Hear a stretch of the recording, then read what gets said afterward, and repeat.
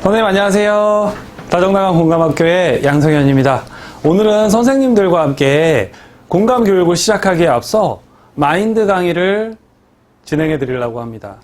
자, 마인드 교육이 왜 중요하냐면요. 공감교육은 이제까지 선생님들이 한 번도 아이들에게 가르쳐 본 적이 없는 전혀 다른 형태의 수업입니다. 그렇기 때문에 선생님들이 어떤 마음가짐을 가지고 이 공감교육에 임해야 하느냐, 그거에 대해서 정확하게 이해를 하시고 받아들이셔야만 이 공감교육이 잘 진행될 수 있습니다. 그렇지 않을 경우 공감교육을 아무리 열심히 선생님들이 노력한다고 해도 이 마음가짐이 잡혀있지 않으면 공감교육이 제대로 진행될 수가 없다는 거죠. 자, 그럼 공감교육에 앞서 가장 필요한 필수 요건이 뭘까요? 공감교육을 하기 위해서는 이런 게 정말 필요하겠다라고 생각하시는 게 뭘까요? 바로 선생님들의 마음가짐입니다. 선생님들이 어떤 마음가짐을 가지고 있느냐에 따라서 이 공감교육의 성패가 좌우가 되죠. 자, 그러면 어떤 마음가짐으로 임해야 될까? 자, 우리가 지금까지 가지고 있는 마인드는 모르는 것을 알려주는 마인드예요. 왜냐하면요, 아이들이 태어나면서부터 규칙, 규범, 한글, 수 이런 걸 모르고 태어나거든요. 갖춰지지 않고 태어나요. 그래서 태어나서 누군가로부터 배워야만 그거를 활용할 수 있게 되겠죠. 자, 그렇다면 감정은 어떨까요?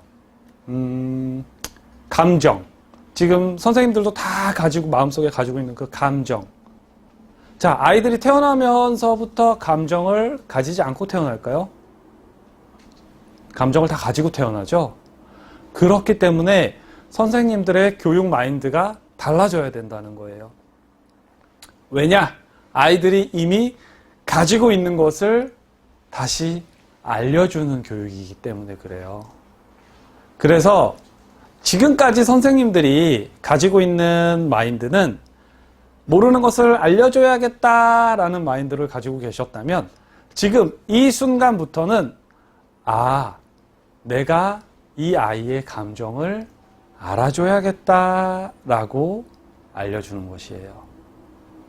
자, 그게 바로 공감이거든요. 아이의 마음을 알아주는 것. 그게 바로 이 공감 교육의 거의 모든 것이라고 보시면 돼요. 이 감정이라는 것은요, 공감을 받음으로써 그게 아이들이 알게 되는 아주 다른 개념의 교육이에요. 그래서 선생님 이해는 돼요. 이제 그래, 감정은 아이들이 가지고 태어나서 아이들의 감정을 알아주는 마음으로 교육을 하는 게 공감 교육이다 라고 이제 아셨는데, 이해는 되는데, 그럼 과연 이걸 어떻게 해야 되느냐? 공감 교육에는 굉장히 많은 교습 방법들이 있어요. 근데 그 중에 오늘 가장 중요한 3가지 단계만 선생님들께 말씀드리려고 합니다. 그 첫 번째가 바로 그럴 수 있어입니다. 마음속으로 한번 다시 외쳐주세요. 그럴 수 있어. 자, 아이들은 모든 경험이 새로워요. 예를 들어서 7살 애들은 경험을 너무 많이 했고 이제 다 알지 않나요? 했는데요, 선생님 6세에서 7세로 올라가는, 반 이동하는 그 자체도 새로운 경험이에요. 근데 새로운 경험을 할 때마다 우리는 뭘 느끼죠? 감정을 느껴요. 그렇지만 아이들이 이 감정이 느껴질 때 어떻게 표현하면 정말 옳은 방법인지에 대해서는 배운 적이 없어요. 그래서 아이들은 본능적으로 행동합니다. 그래서 화가 나거나 위협을 받았을 때 소리를 지르거나 울거나, 또 원하는 걸 갖고 싶을 때, 그런 욕구가 발동했을 때는 또 떼를 쓰거나, 이런 행동으로 아이들은 풀어나가죠. 하지만 아이들이 그런 표현 방법을 몰라서 그런 것들 뿐이에요. 그렇기 때문에 선생님들은 아이들의 그런 부분을 이해를 해주셔야 돼요. 아이들이 쟤는 아직 모르기 때문에 저런 감정이 일어났을 때 어떤 행동을 해야 될지 모르기 때문에 아이가 이런 행동을 하고 있구나, 내가 어떻게 하면 좋을지에 대해서 아이한테 이야기해 줘야겠구나 라고 이해를 해 주셔야 돼요. 하지만 아이가 소리를 지르는 모습을 보면 어떠세요? 자, 선생님들도 감정이 막 올라오시죠. 그러면서 제일 먼저 보이는 게 행동이 보여요. 그 아이의 행동. 막 소리 지르고 있는, 선생님들이 눈살 찌푸릴 만한 그런 행동들을 아이들이 보이고 있어요. 그럼 선생님들의 감정이 요동을 칩니다. 선생님들도 감정이 막 올라와요. 그리고 그 감정으로 인해서 선생님들은 뭐가 보이냐면 아이의 행동부터 보여요. 그럼 제일 먼저 무슨 얘기를 하냐? 그렇게 하면 안 돼, 하지 마 하면서 행동부터 수정하게 되고 행동부터 통제하게 되죠. 하지만 이 공감 교육은 그렇게 하면 안 돼요. 행동이 아닌 먼저 마음을 알아주고 시작해야 되는 교육이기 때문에. 제가 말씀드렸죠. 선생님들 그런 광경 보면 감정이 어떻다 그랬죠? 막 올라오신다 그랬죠. 이 올라오는 감정을 누르지 않은 상태에서 아이에게 공감 대화가 될까요? 되지가 않죠. 그래서 그럴 수 있어 라는 단계를 진행을 하게 되는 겁니다. 그래서 선생님들께서 아이들이 소리를 지르거나 이렇게 선생님이 눈살 찌푸리는 행동을 하고 있을 때 그럴 수 있어, 그럴 수 있어. 그래, 아직 애가 이 감정이 느껴졌을 때 어떻게 표현하는 방법인지 아직 몰라서 그런 거야 라고 선생님의 감정을 쭉 눌러주는 게 바로 그럴 수 있어요. 그래서 아이가 그런 행동이 보이더라도 그럴 수 있어, 그럴 수 있어, 그럴 수 있어 이렇게 딱 3번만 외쳐주세요. 그럼 선생님의 감정이 어느 정도 쭉 내려가 있을 겁니다. 그래야 선생님이 그 다음 단계인 무한공감에 대해서 해줄 준비가 되시거든요. 자, 지금 미리 말씀드렸죠. 바로 두 번째 단계가 바로 무한공감입니다. 그냥 공감이 아니에요. 무한공감이에요. 아이의 감정은, 그리고 선생님의 감정, 누구나 다 감정을 가지고 있어요. 그렇기 때문에 그 감정에 대해서만큼은 그대로 온전히 다 받아주고 이해를 해줘야 된다는 거죠. 그게 바로 무한공감이에요. 자, 무한공감을 해주다 보면 어떤 현상이 일어나냐면 하늘이 무너져도 선생님은 내 편이라는 아이들이 가치가 생깁니다. 그런 신념이 생겨요. 선생님들이 자꾸 무한공감 해주다 보면. 그게 뭐냐면 바로 신뢰가 쌓이는 거거든요. 자, 무한공감을 해주는 가장 큰 이유가 바로 신뢰예요. 신뢰. 신뢰를 쌓기 위해서 무한공감을 해주는 거예요. 자, 그럴 때는 무한공감의 대표적으로 이제 대화를 예를 들어보면 아이가 어떤 선생님이 눈살 찌푸리는 행동을 해요. 아, 그럴 수 있어, 그럴 수 있어, 그럴 수 있어. 그래서 아이에게 다가가서 아이의 마음을 물어봐 주시는 거예요. 아, 성현이가 그런 기분이 들었구나. 선생님도 그럴 땐 그런 기분이 들 것 같아. 라고 아이의 마음을 물어봐 주시고 공감을 해주시는 거예요. 이게 바로 무한공감이에요. 자, 그러면 거기까지는 좋아요. 그렇다면 무한공감을 해야 된다고 해서 아이가 아까 보여줬던 소리를 지르거나 아니면 선생님 눈살 찌푸리는 행동, 그런 행동까지 다 그냥 받아줘야 될까요? 그건 아니죠. 그래서 가장 중요한 마지막 단계, 이러한 감정이 일어났을 때는 이러한 좋은 행동들을 너가 선택할 수 있어 라는 걸로 마무리를 지어주는데 그게 바로 행동수정 단계입니다. 그래서 그럴 수 있어 라고 선생님이 마음을 쭉 가라앉아 주시고, 두 번째로 무한 공감을 해줌으로써 아이가 선생님의 조언을 받아들일 준비를 하게 만들어 주시고, 마지막 세 번째 행동 수정을 해주시면 됩니다.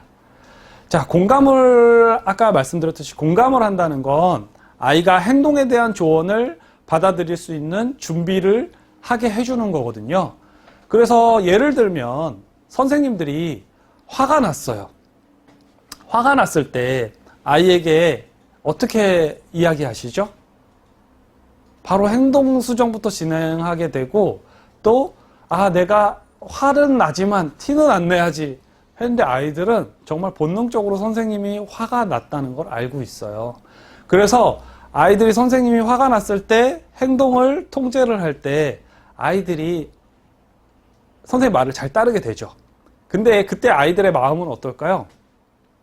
선생님의 말씀을 정말 네, 선생님이 화나셨구나 해서 이렇게 행동을 선생님이 하라는 대로 움직여주는 걸까요? 아니죠. 아이들의 마음속에는 공포심과 두려움이 작용을 하고 있어요. 그래서 선생님이 화가 났을 때 그런 그런 행동을 취하게 되는 거죠. 그래서 공감을 한다는 거는 아이가 행동에 대한 조언을 받아들일 준비를 하게 해주는 겁니다. 그리고 나서 행동 수정을 하는데 충분히 공감을 해주시고 난 다음에 이렇게 대화를 해주시면 되세요. 하지만 그렇다고 해서 그런 행동을 하는 건 잘못된 행동이야. 그런 기분이 들 때 어떻게 행동하면 좋을지 생각해 볼까? 라고 아이 스스로 어떤 행동을 하면 좋을지에 대해서 선생님이 좀 이끌어 주시면 됩니다. 반대로 또 하지만 아이가 아직 너무 어려서 그런 행동, 어떤 행동을 하면 좋을지에 대한 아직 판단이 서지 않는다면 선생님께서 이럴 때는 이런 감정이 들 때는 이렇게 행동하는 게 좋아 라고 조언을 해주시는 게 좋아요. 이게 바로 행동수정이에요.